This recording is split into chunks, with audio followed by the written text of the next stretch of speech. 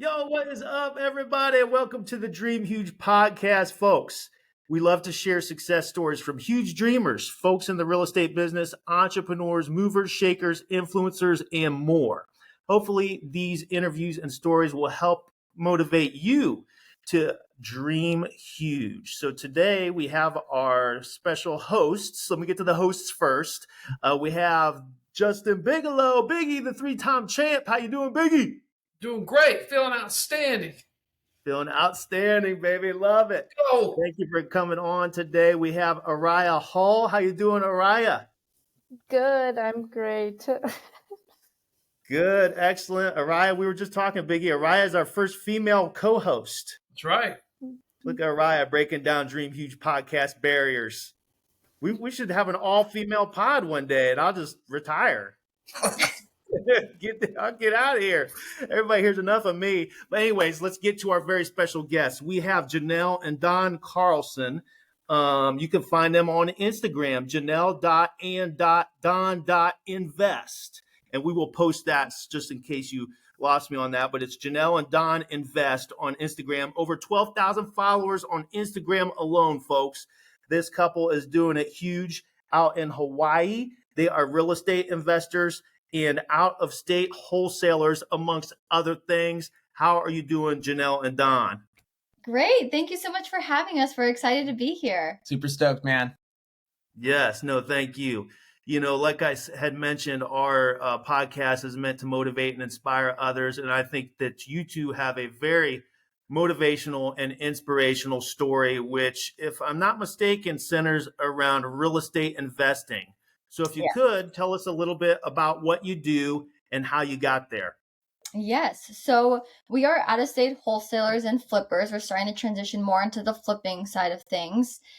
We were originally based out of Southern California, and we got our start investing in Indianapolis, actually. We bought our first rental out there, long distance. We just didn't have a lot of money when we first got started. We were only 23 years old when we started investing, so we were pretty much broke.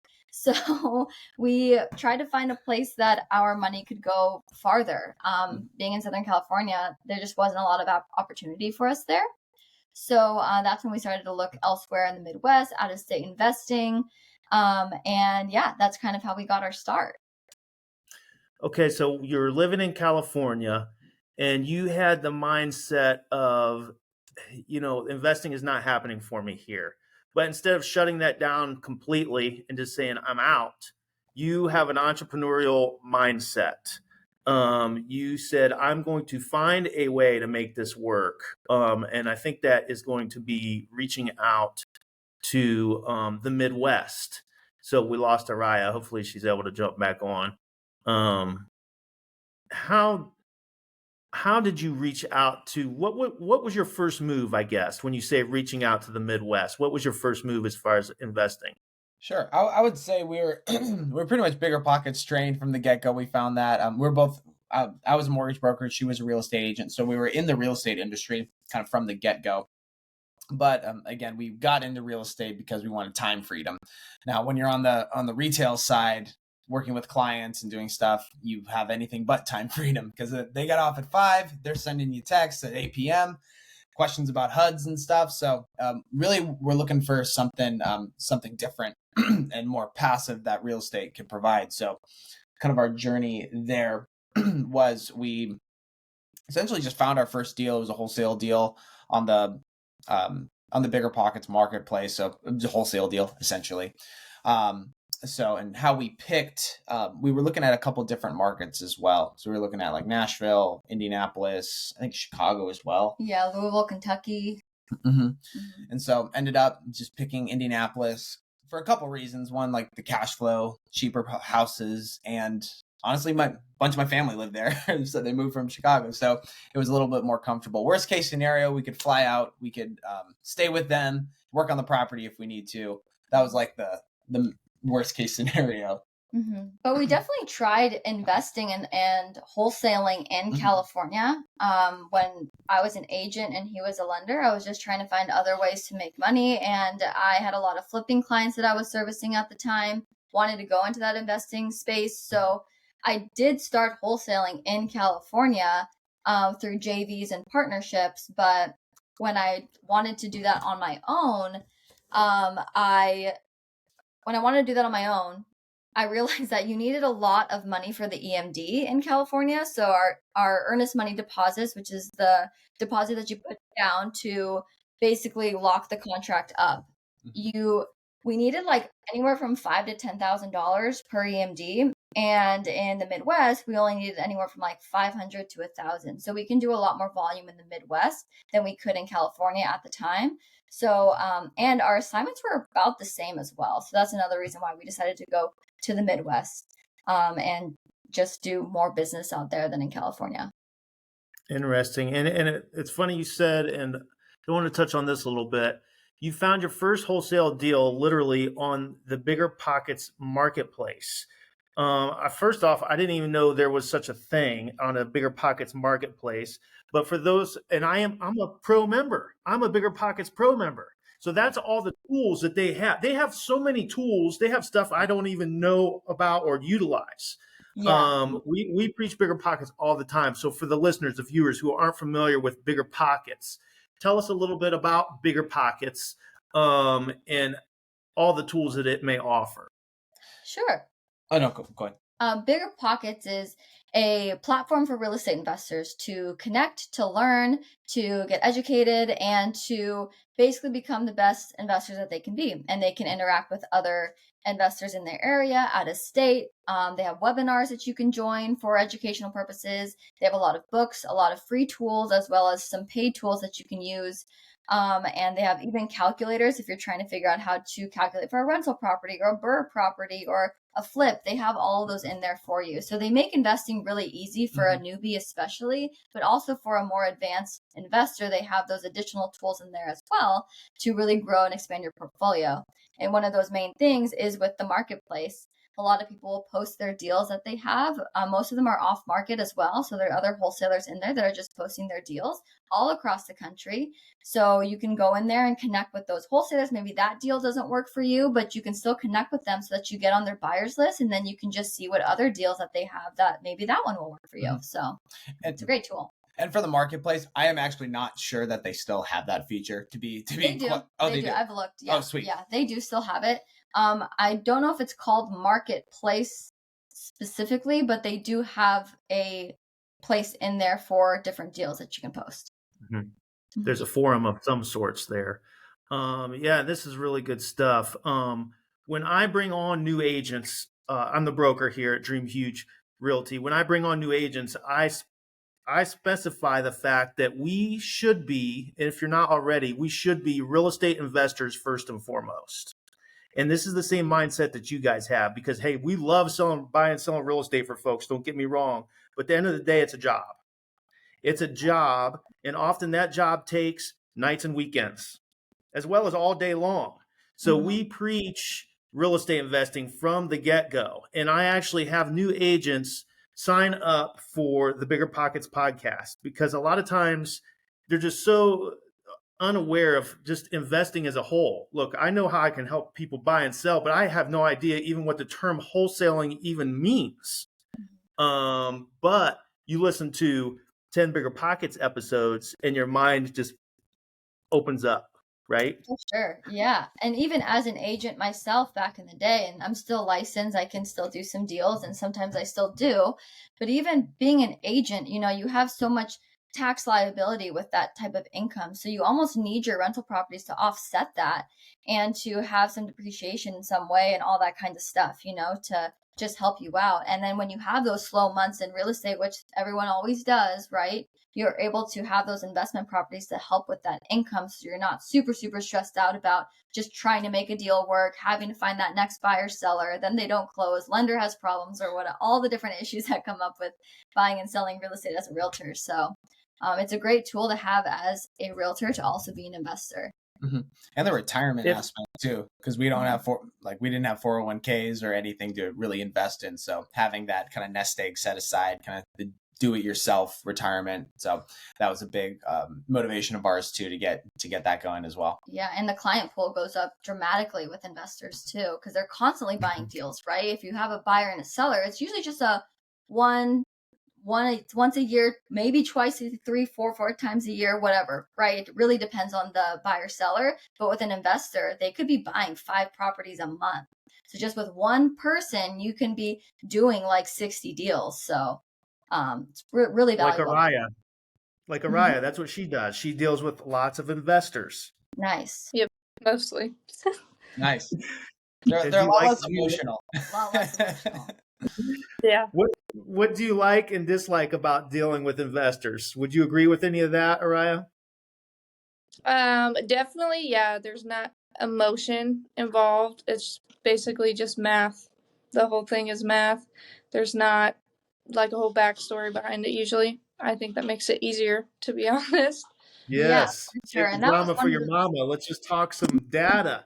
And that's yeah. what bigger pockets calculators are great, because you plug all that info in for your investor and you print them out a nice PDF of, and it has all the returns, all the ratios, how much they're going to make on the deal. And you can share that to them, whether it be a fix and flip, whether it be a wholesale deal, whether it be a BRRRR deal. And you can share that data with your investor and show them the rough numbers. So we use that all the time. Folks, Janelle and Don, if someone's just getting started and they want to be like you guys, live in Hawaii, invest in the Midwest, what are steps 1, 2, and 3? I would say step 1 is to identify your goal, right? So if your goal is to have this life and invest out of state, then once you have, or any goal, right? Once you have that goal, you can kind of work backwards from there and see which steps that you need to take and implement to then achieve that goal. So I would say that's number 1.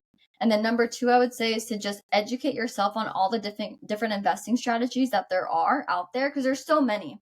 And not every single one will fit your goal depending on what it is, right? So like if you really just want to retire and you just want to live off some rental income, be comfortable, like you only probably need maybe 20 rentals, right? So you don't necessarily have to wholesale or flip or do all that stuff. If you want to leave your job immediately though, then yeah, wholesaling and flipping will probably be the best bet for you than buying rentals, because that's going to take a long time. So definitely look at all the investing strategies, see which one best fits your goals, and then dive all into that investing strategy. Learn everything you can about it. Connect with other investors that do the exact same thing that you want to do. Learn from them, maybe even work for them if you can. Offer free services like help them find deals, cold call for them, or whatever, just to be under their umbrella and just learn all the different steps that they take, because that will make your learning curve a lot less if you work for somebody else. How would someone get started in specifically in wholesaling and flipping? So I think wholesaling can breed into flipping. It's a very seamless transition, because wholesaling, you're able to get the reps and understand what investors are looking for in a good deal. Because again, if you have a bad deal, it's not going to sell. So after connecting and networking with a lot of investors who do buy a lot of deals on a monthly basis, you can see what they identify as a good deal, essentially. So then now you can go and look for that type of deal, send out marketing, or however you get your deals in. And then once you have kind of those reps under your belt, you're able to then identify a good deal. Like, hey, this is a really good deal. There's a good spread on it. I should flip this myself. I should take the bigger spread and then figure it out from there. Mm-hmm. And I think the best way to get started doing that in wholesaling in general would be to JV, joint venture, or partner with another wholesaler in the area. Usually one that's a lot more experienced and successful, right? Because honestly, part of a fee is better than no fee at all. And wholesaling can get very tricky with the intricacies of the contracts and the legality of it. And honestly, it's a really big purchase and sale for somebody, right? And the reason why you're most likely able to wholesale this deal is because they're in some type of situation, maybe financial or whatever it may be, that they need to sell this house quickly for cash without putting it on the market, all these different intricacies. So you're really, if you don't know what you're doing, you're gambling with someone's livelihood, right? And that's a serious thing. So wholesaling is not this get rich quick thing that you can do. It's something very serious, and you can put a lot of people in jeopardy.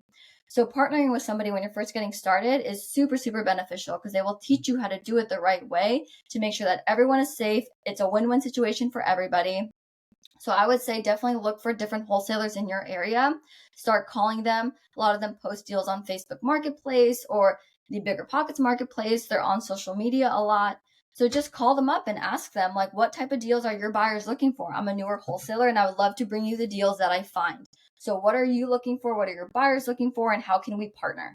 Mm-hmm. Especially the bigger wholesale operations and just investing operations that are in every market. It helps if you are local, because if they're big, they're looking for good help. Acquisitions agents, deal analysis people, like so there are opportunities out there. I see it all the time on the different off market like Facebook groups and stuff too. Mm-hmm. And then once you master all those types of things, then you can transition into the flipping, right? You can start to use your assignment fees to put down payments on deals. You can become lendable and all that kind of stuff, so that you can start flipping, and you'll start to know how much things cost to renovate. You'll know how to calculate ARV and all those things that go into flipping. You'll now be a master at it because you're wholesaling properties and you know what the other investors are looking for when it comes to different deals in your market. And you're making money at the same time. Mm-hmm. That's never a bad thing. For the extreme rookies out there, could you help explain the actual process of wholesaling? Yes, of course. So wholesaling is basically selling your right to buy a property to somebody else. So what you're doing is you're getting a property under contract, right? You're putting it in escrow. And you're technically the buyer in this situation, right? That's how it's worded on the contract. It's you and or assigns to whoever that end buyer is, end entity. So you legally have the right to buy that property. And within the inspection period and just the period that you have to do your due diligence, you can then now sell your right to somebody else for a fee. And that's usually like 5, 10,000. Sometimes it's bigger if it's a bigger deal or whatever. So that's what wholesaling is. So you're basically kind of matchmaking a investment property, whether it's a fixer or whatever, with the other investor at the very end. So the end buyer or whatever. And you're getting a fee for doing the marketing, finding that deal, negotiating the property, doing all the heavy lifting basically for the investor. And that seller usually needs to sell in some way, and you're providing them with an easier way out than just listing it on the market. You're essentially a professional deal finder, because larger flipping operations, they are good at flipping. And sometimes they can be good at marketing as well, but usually that's a skill that they always need more deals to fill the pipeline. So with them having the expertise of flipping, they have crews on staff. They're able to. They have the money to do it. Your service in the marketplace is providing a good deal that they can flip, so they don't have to spend money on marketing themselves. Mm-hmm. And they'd rather pay you the fee than having to go through all the leads that come in and do all the heavy lifting to finding that deal. Mm-hmm. The average touches that we were seeing in our CRM was about, it would take like 8 to 10 times of lead contacting to get a deal under contract. That's how you create value. You're finding deals for folks. What is your best method of finding wholesale and flip deals? Right now, it's honestly with partnerships and JVs. We get a lot of people that just bring us deals and they need help selling it. So we will then sell it to our buyers. We were also doing a lot of direct mail, and that kind of tapered off a little bit just because some of our boots on the ground team, we were just doing some just shifting out there. And so getting people to walk property for us that were on our team with scheduling was just getting tough. So we were doing a lot more partnerships, and even realtors were bringing us deals to close on and wholesale or whatever. So that has been our best source of deals so far this year. Yeah, relationships, networking, Mm-hmm. and having people bring you the off market deals that are already pre vetted and under contract. So it's like a yay or nay kind of thing, or like what price do we need to buy this at? So you're still able to negotiate there too.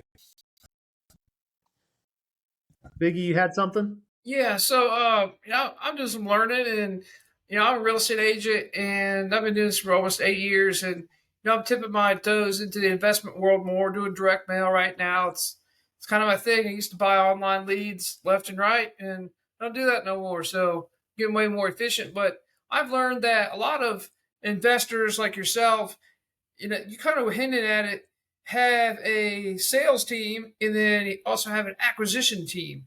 Do you guys have that? It kind of seems like you have someone out there doing the mailers, doing the acquisitions, and you guys are kind of more like the underwriters as the main investor. Do you guys do that?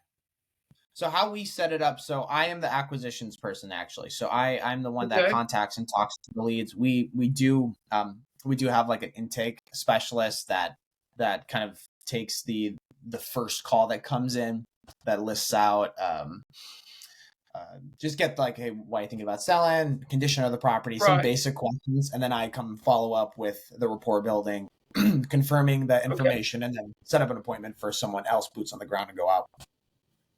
Mm-hmm. Yeah, Okay. they're basically like our assistant. We use call porter for that to help us just filter through all the calls that come in. That's usually through our direct mail.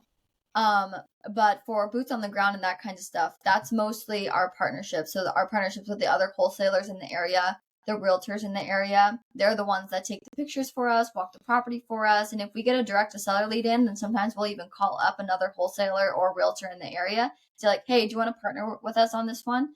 Like our guy can't make it, like our picture taker can't make it or whatever.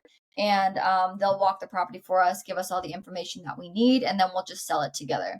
So we're still really big on partnerships and just JVing with people, because that's just one, it's a win-win situation for everybody. Everybody is able to make money.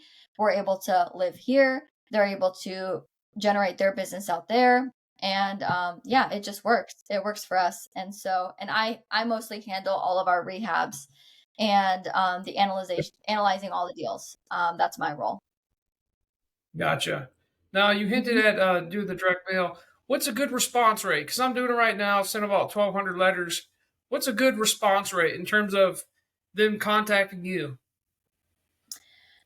So honestly, it depends on which company you use, because when we did it, we got a 0.05% response rate. But when we were with Ballpoint Marketing, we got a 0.8% and a 1% response rate, which is great. Okay. That's why we transitioned. So Ballpoint's definitely a little bit more expensive than the regular others out there, but for some reason, our sellers absolutely love their product, and people actually call us back with that. It looks a lot better. The quality is better. It looks like the investor actually tried with their marketing, and they're not just one in a million, which I feel like the other postcards and letters portray when sellers get them. So yeah, I love Ballpoint, and I probably won't make a switch to another company. Gotcha.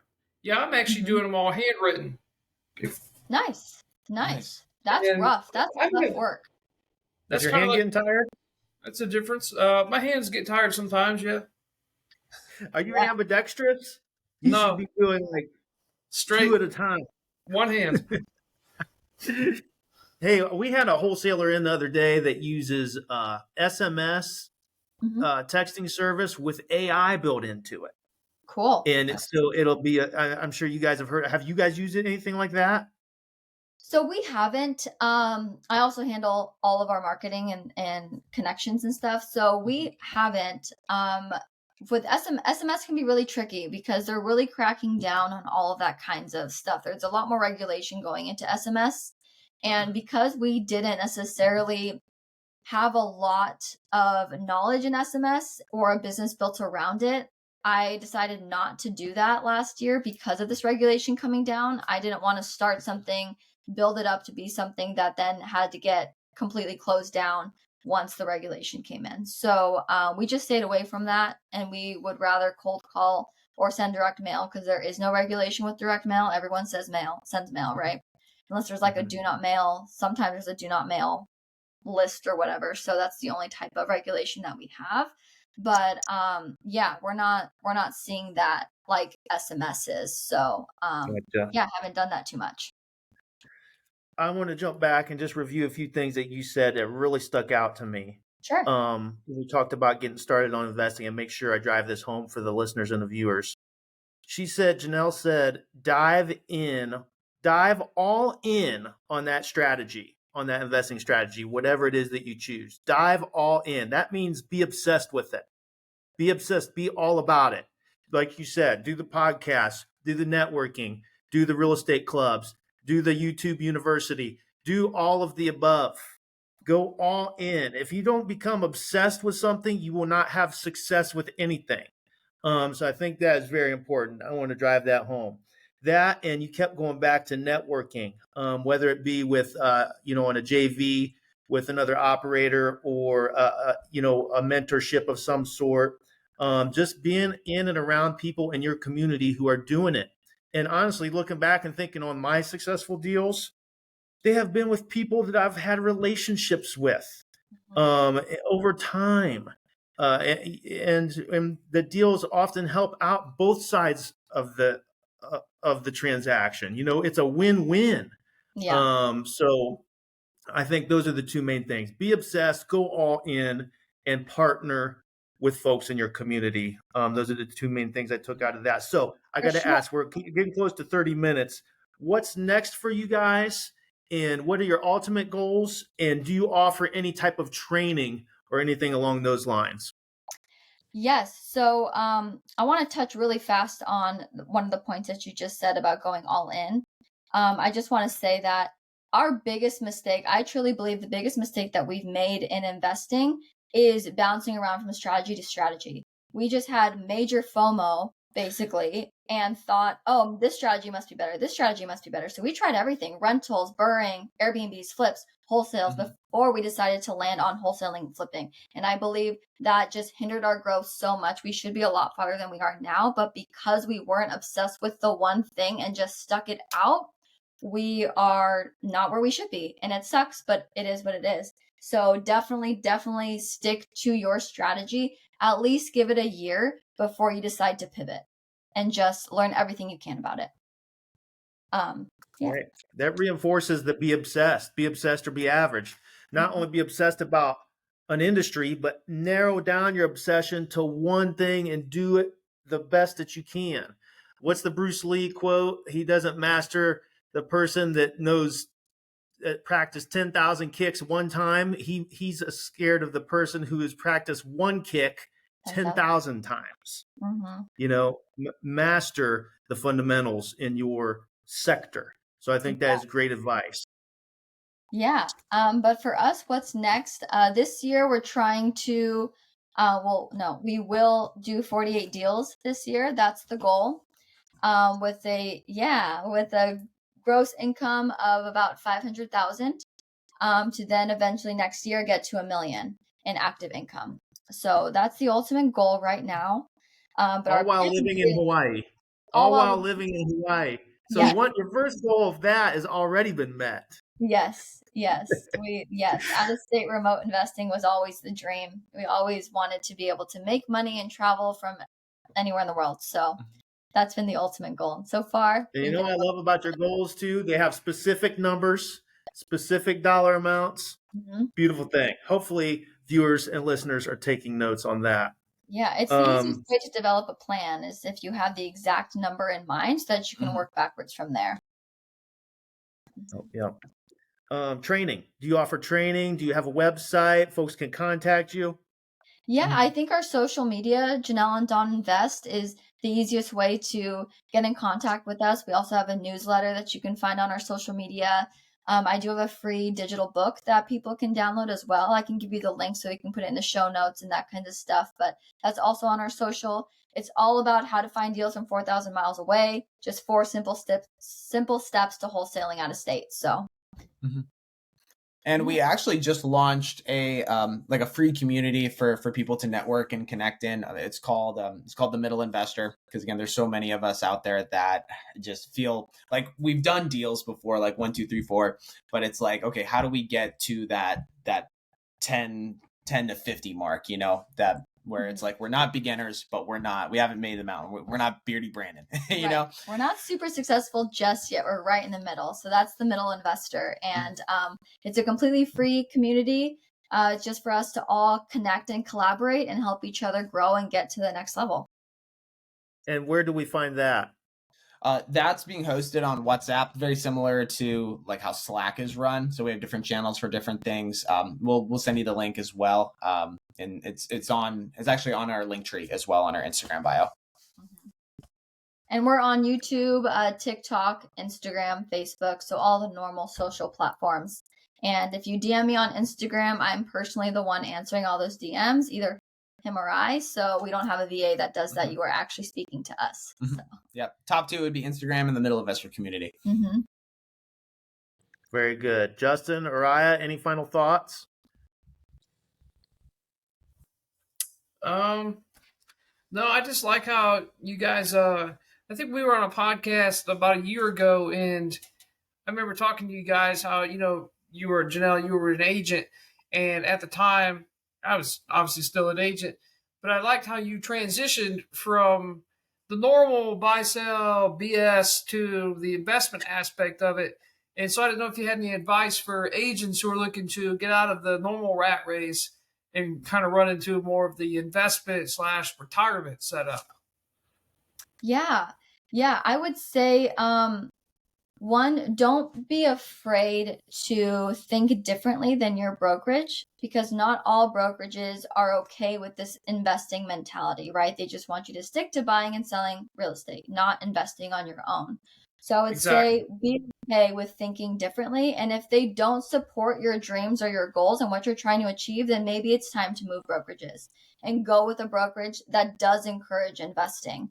Because at the end of the day, if you're trying to 10x and grow, the way to do that as an agent is to usually become an investor, right?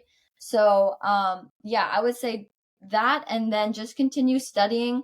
Try to get some investor clients as well. What I did to find investor clients is I went to the different auctions in my area, and I just connected with the buyers there. And I said, what type of deals are you looking for? If you're here at the auction, what type of flips can I help you find? Where are you looking for them?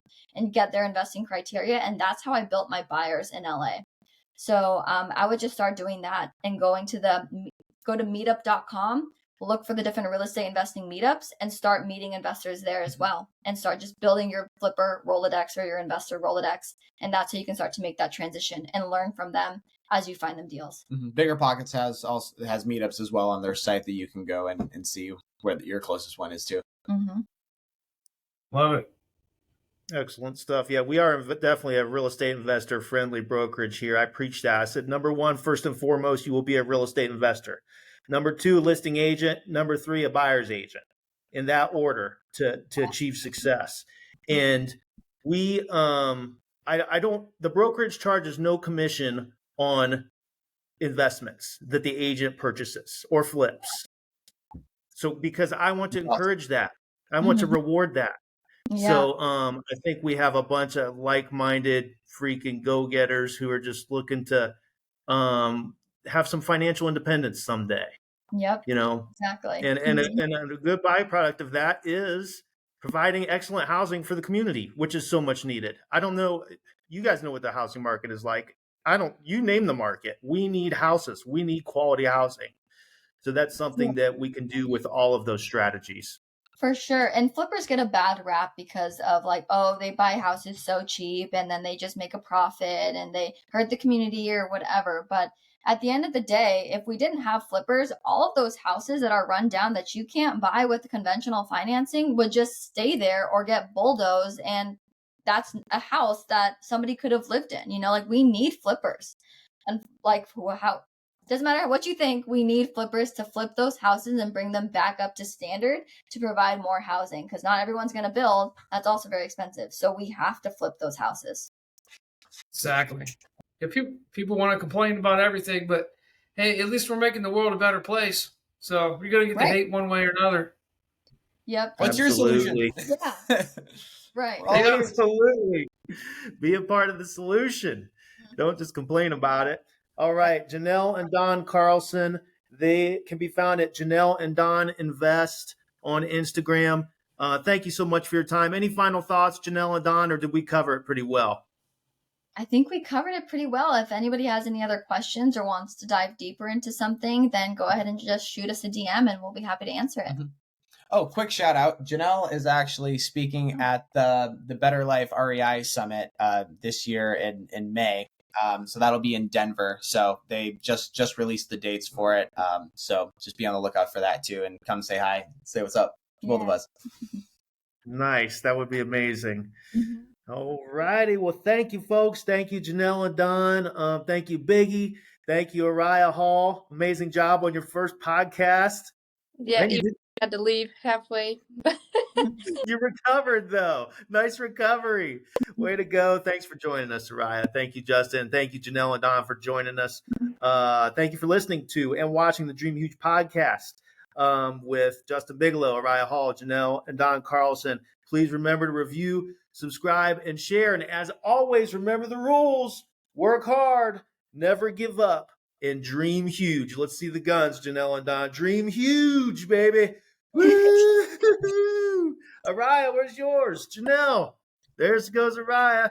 Janelle, there we go. Hey, thank you. Let's go, baby. Thank you for having us. Appreciate it. Thanks, Thank Pete. you. Thank you. Yep.